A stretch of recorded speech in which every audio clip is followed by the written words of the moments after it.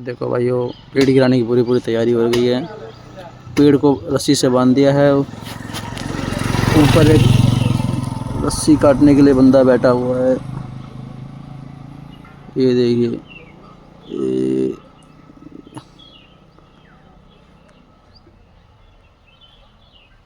अब बस पेड़ गिरने वाला है कुछ ही देर में।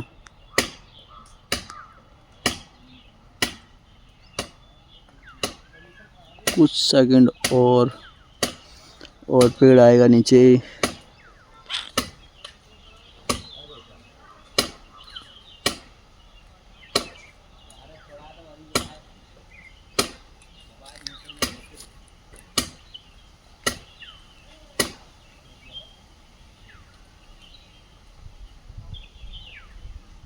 ये ऐसा कार्यक्रम चल रहा है यहाँ गांव में, हमारे यहाँ।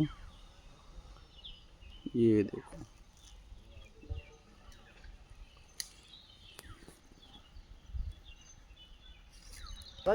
बोले बोला